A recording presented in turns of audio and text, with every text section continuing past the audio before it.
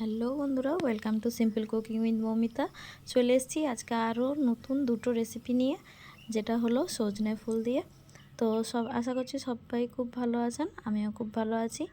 তো নিয়ে চলে এসেছি শীতকালীন সবজি সজনে ফুল, যেটা এই বসন্তকালে আমাদের খুবই দরকার শরীরের জন্য। কারণ এই সময় বিভিন্ন ধরনের আমাদের গায়ে স্কিনে বিভিন্ন ধরনের চামড়ার জাতীয় মানে অনেক রকমের রোগের দেখা দেয়। তো এই জন্য সজনে ফুল আর নিম পাতা এই সময় খাওয়াটা কিন্তু খুবই উপকারী। তো তার জন্য আমি খুব সহজভাবে দুটো রেসিপি বানিয়ে দেখিয়েছি। তো প্রথম রেসিপিটা যেটা দেখাচ্ছি সেটা হলো সজনে ফুলটাকে আমি জলের মধ্যে, হলুদ জলের মধ্যে একটু ভাপিয়ে নেব প্রথম রেসিপিতে।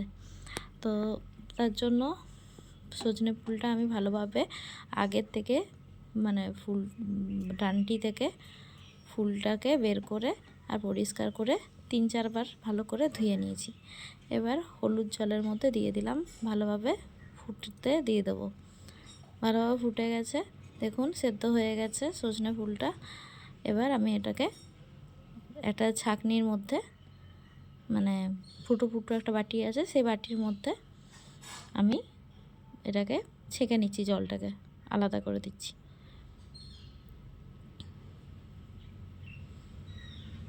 এরপর কড়াইয়ের মধ্যে সরষের তেল দিয়ে দিলাম, সাথে দিয়ে দেবো একটা শুকনো লঙ্কা। শুকনো লঙ্কাটা একটু ভাজা ভাজা হয়ে এলে দিয়ে দেবো এর মধ্যে আগে থেকে কেটে রাখা আলু।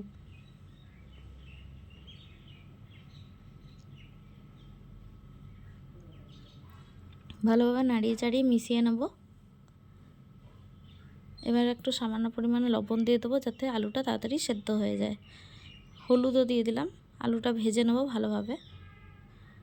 আলুটা যখন ভালোভাবে ভাজা ভাজা হয়ে আসবে, প্রায় সেদ্ধ হয়ে আসবে আলুটা, তখন কিন্তু এর মধ্যে আমি যে জিনিসটা দেবো সেটা দেখতেই পাবেন। আর দিয়ে দিচ্ছি একটা কাঁচা লঙ্কা। কাঁচা লঙ্কাটা মাঝখানে আমি চিড়ে দিয়েছি, এতে কিন্তু বেশি ঝাল হবে না। এরপর এর মধ্যে দিয়ে দেবো আগে থেকে কেটে রাখা বেগুন।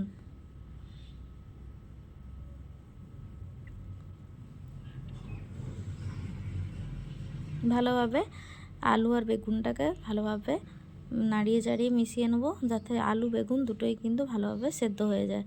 এরপর দিয়ে দেবো কুচি কুচি করে কেটে রাখা টমেটো। এবার ঢাকা দিয়ে দিলাম। এরপর আমি একটা পেস্ট বানিয়ে নেব। তার জন্য মিক্সিং বোল জারে নিয়ে নিয়েছি খানিকটা পরিমাণ সর্ষে, প্রায় এখানে 1 থেকে 2 চামচের মতো, মানে টেবিল চামচের মতো সর্ষে আছে। প্রথমে শুকনো একবার ঘুরিয়ে নিলাম, দেখুন শুকনো কি সুন্দর গুঁড়ো হয়ে গেছে সর্ষেটা। এবার সামান্য পরিমাণ জল দেব, আবার একবার ঘুরিয়ে নেব, দেখুন কত সুন্দর হয়ে গেছে। এরপর আমি সর্ষেটাকে আলাদা একটা পাত্রে ঢেলে নিচ্ছি। আর আমি কিন্তু সর্ষের খোসাটা ব্যবহার করব না, শুধুমাত্র সর্ষের যে জলটা সেটাই ব্যবহার করব। খোসাটা আমি ছাঁকনিতে ছেঁকে নেব। এখানে আলু আর বেগুন কি ভালোভাবে আমার সেদ্ধ হয়ে এসছে,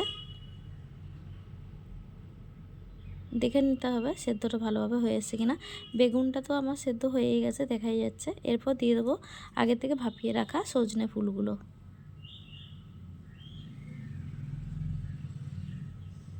ভালোভাবে মিশিয়ে নেব। এই বছর যেহেতু সরস্বতী পুজো অনেকটাই তাড়াতাড়ি হয়েছে, তাই কিন্তু সরস্বতী পুজোর সময় ভালো সজনে ফুল পাওয়া যায়নি। এখন সজনে ফুলটা ভালো উঠেছে।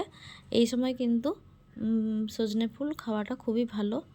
এতে করে হাম, তারপর গুটি বসন্ত, এই সময় কিন্তু এই জাতীয় রোগগুলি হওয়ার খুব সম্ভাবনা থাকে। তাই এইগুলি খেলে আমরা ওইগুলির থেকে দূরে থাকতে পারি। কারণ এটার মধ্যে অনেক রকমের জিনিস থাকে, যেটা আমাদের শরীরকে প্রোটেক্ট করে। এরপর ওই যে সর্ষেটা বেটে রেখে রাখলাম সেটা দিয়ে দিলাম। আমার চ্যানেলের রেসিপিগুলি যদি আপনাদের ভালো লেগে থাকে তো অবশ্যই লাইক, কমেন্ট, শেয়ার, সাবস্ক্রাইব করে দেবেন। আর সাবস্ক্রাইব করার পাশে থাকা বেল আইকনটি অল করে দিলে আমার ভিডিওর প্রত্যেকটি নোটিফিকেশান আপনাদের সবার কাছে পৌঁছে যাবে। আমার নিত্য নতুন ভিডিওগুলি আপনারা সবার প্রথম দেখতে পাবেন। আর দেখুন একটুখানি সামান্য পরিমাণ চিনি দিয়েছি, কারণ সজনে ফুলটা একটুখানি তিতকুটে হয়, তো চিনি দিলে তার কোনো কিন্তু কিছু প্রভাব পড়ে না। আমি সামান্য পরিমাণ দিলাম, এটা না দিলেও হয়। তো হয়ে গেল আমাদের সজনে ফুলের ঝাল দেওয়া। এরপর আরেকটা জিনিস বানাবো, সেটা হলো সজনে ফুলের বড়া। তার জন্য আমি এখানে একটা বাটির মধ্যে কিছুটা কাঁচা লঙ্কা কুচি কুচি করে নিয়েছি, আর একটা গোটা পেঁয়াজকে আমি ভালো করে কুচি কুচি করে নিয়েছি। এবার খানিকটা আমি সজনে ফুল আমি তুলে রেখেছিলাম আলাদা করে, সেটা দিয়ে দিলাম। এখানে কিন্তু বেশি পরিমাণ ফোটা ফুলটাই আছে, আর যেটা করি সেটা কিন্তু এখানে বেশি নেই। তো চেষ্টা করবেন ফোটা ফুল দিয়েই কিন্তু এই বড়াগুলো তৈরি করার। সামান্য পরিমাণ আমি একটু আদা গ্রেট করে দিচ্ছি, এটা অপশনাল, আপনারা দিতেও পারেন নাও দিতে পারেন। এখানে রসুনও দিতে পারেন, আমি এখানে রসুনের ব্যবহারটা করিনি। এরপর দিয়ে দেবো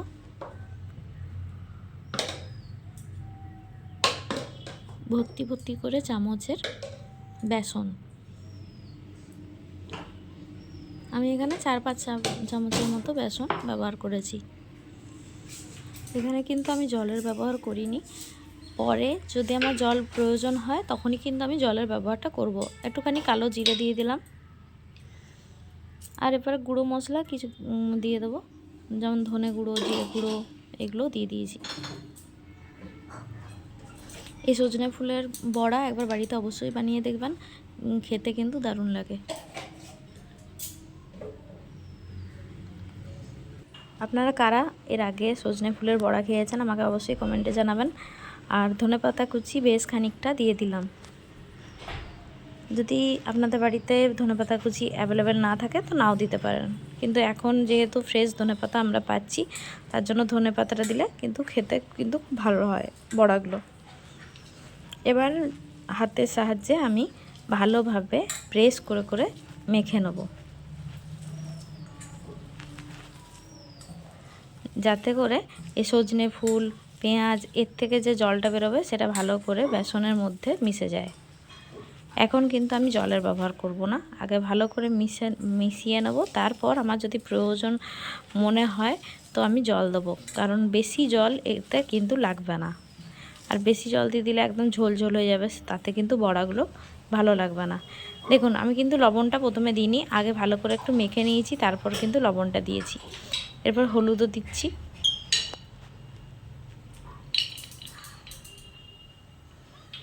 সামান্য পরিমাণ হলুদ দিয়ে দিলাম। আপনারা এর আগে কারা সজনে ফুলের বড়া খেয়েছেন আমাকে অবশ্যই জানাবেন।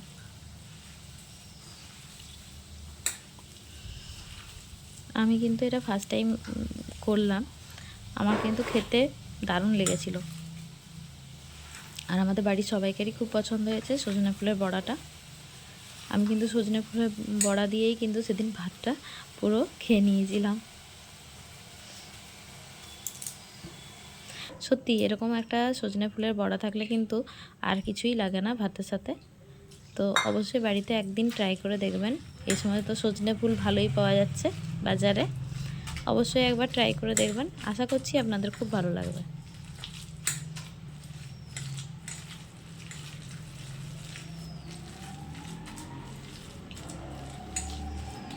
দেখুন একটু পরিমাণ আমার জল লাগলো, সেটা আমি দিয়ে দিলাম। মাখাটা কিন্তু এরকমই হবে, খুব বেশি পাতলা হবে না।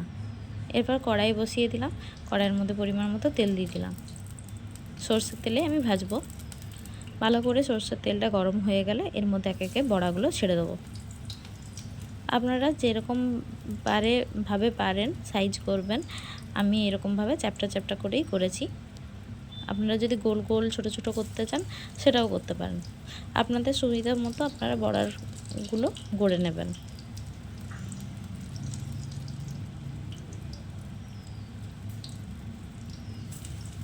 এক এক করে সজনে ফুলের বড়াগুলো কড়াইয়ের মধ্যে দিয়ে দিচ্ছি, এপিট ওপিট উল্টে ভালো করে ভেজে নেব।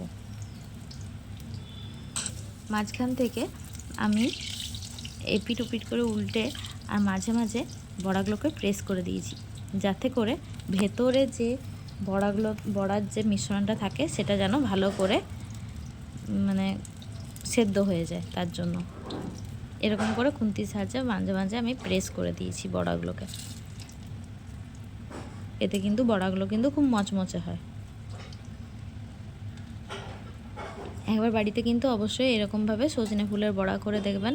আর সজনে ফুলের ঝাল আমি জানি সবাই জানেন, আপনারা সবাই বাড়িতে এরকমভাবে রান্না করে খান। একবার এইরকমভাবে নতুন পদ্ধতিতে সজনে ফুলের বড়া করে খান, অবশ্যই ভালো লাগবে আশা করছি। কারণ আমার কিন্তু দুর্দান্ত লেগেছিল এই রেসিপিটা। আমাকে একজন বলেছিল, অনেক দিন আগেই একজন বলেছিল যে সজনা ফুল তো এমনি অনেক খাও, একবার বড়া করে খেয়ে দেখো, খুব ভালো লাগবে। তো সত্যি আমি বড়া করে বানিয়ে খেয়ে দেখলাম, সত্যিই কিন্তু খুব ভালো লেগেছে আমার।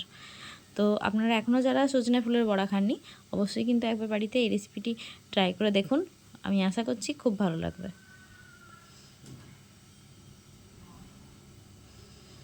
আজকের মতো আমি এখানেই শেষ করলাম। দেখা হবে আবার অন্য কোনো দিন অন্য কোনো নতুন ভিডিও নিয়ে। দেখুন আমার কিন্তু সজনে ফুলের বড়াগুলো দারুণ হয়েছিল দেখতে। আমি একটা আপনাদেরকে ভেঙেও দেখাচ্ছি। প্রচণ্ড গরম আছে এই সময়, তাও আপনাদেরকে একটা ভেঙে দেখাচ্ছি। সজনে ফুলের বড়া, সজনে ফুলের ঝাল, 2 রকমের রেসিপি রেডি। আজকে সজনে ফুলের তরকারি দিয়ে বাড়ির সবাইকে ভাত খাওয়াবো।